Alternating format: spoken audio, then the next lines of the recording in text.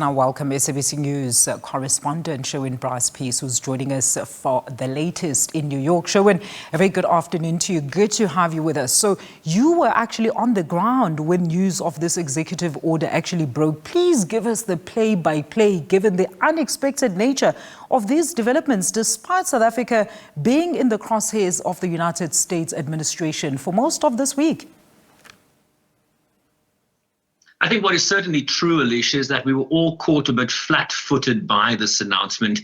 But what is clear by this executive order, and I think South Africans in the main should absorb this, is that this is a new day in the relationship between the United States and South Africa. We have seen an unrelenting pressure campaign being exerted by various officials in the U.S. administration, starting with that social media post on Truth Social on Sunday, almost a week ago, by President Donald Trump, where we began to get inclinations as to where this relationship might be going. You then saw the subsequent post on X by the U.S. Secretary of State, indicating that he would not be attending the G20 foreign ministers meeting, which will be held in South Africa later this month.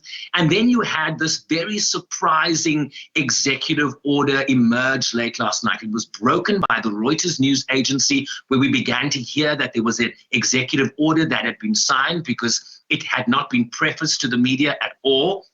I then saw other U.S. media pick up the story and then contacted South Africa's ambassador Ibrahim Rasool in Washington, D.C., who had yet to lay his eyes on it. I got a text message from the president of the South African Commerce Chamber here in the United States, Neil Diamond, to say, have you seen it? If you see it, please share with us. And so there was a lot of confusion just in terms of getting access to the document, Alicia. And in terms of diplomatic protocol, if you have an issue with a country, the first port of call is that country's representative in the country of source. And so no contact has been made by this administration to get the views of Ibrahim Rasool, for example. If there was a concern about land expropriation, your first port of call is to call in that ambassador and express your displeasure.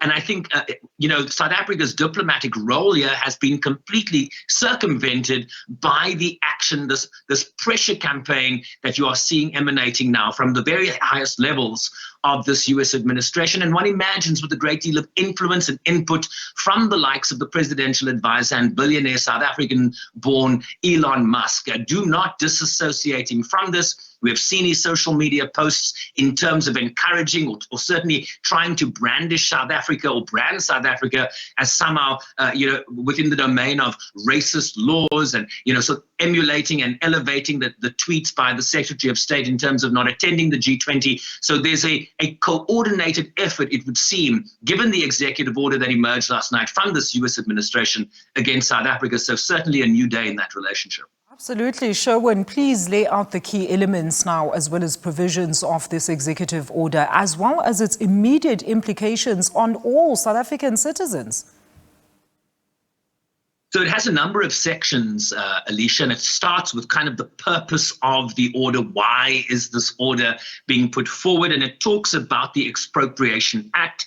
An act, it says, enables the government of South Africa to seize ethnic minority Afrikaners' agricultural property. So essentially the property of white farmers in South Africa. This act follows countless government policies designed to dismantle equal opportunity in employment, education, and business, and hateful rhetoric and government actions fueling disproportionate violence against racially disfavored landowners. I think we can all agree that if you understand the dynamics in South Africa, what is clear is that black people in South Africa disproportionately suffer from crime in South Africa, certainly in terms of where it is mostly acute.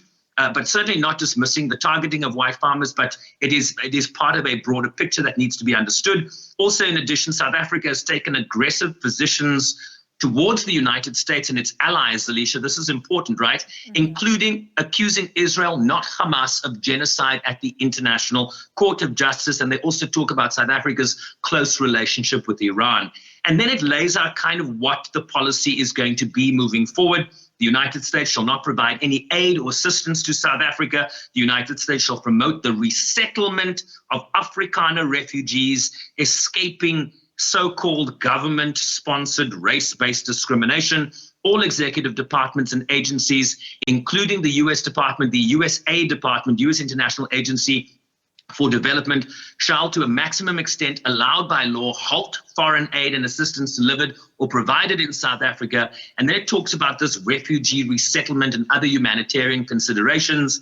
The Secretary of State and the Secretary of Homeland Security shall take appropriate steps consistent with law to prioritize humanitarian relief, including the admission and resettlement through the U.S. Refugee Admissions Program for Afrikaners in South Africa who are victims of unjust racial discrimination. So that's why the policy has come down, and that will be the policy changes moving forward. The resettlement of Afrikaners, a pathway certainly to that. And then, of course, the big issue here is the cutting off an aid.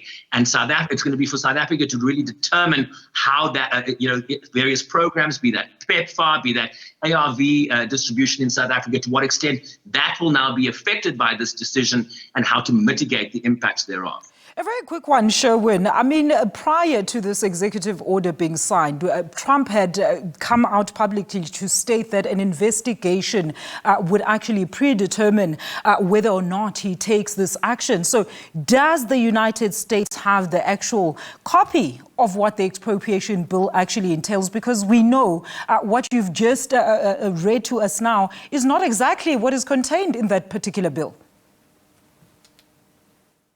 Yeah, no, facts matter less in this administration than one might imagine. We are operating in the United States in a post-truth society.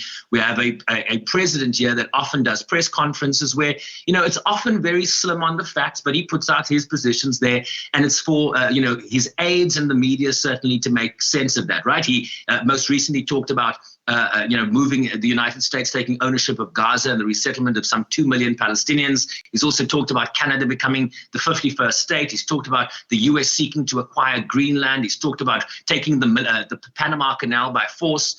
And so it goes. And so South Africa has now been caught up in this vortex of the Trump administration's posture to the international community, be that in Africa, be that in Europe, be that your closest neighbors in terms of Mexico and Canada.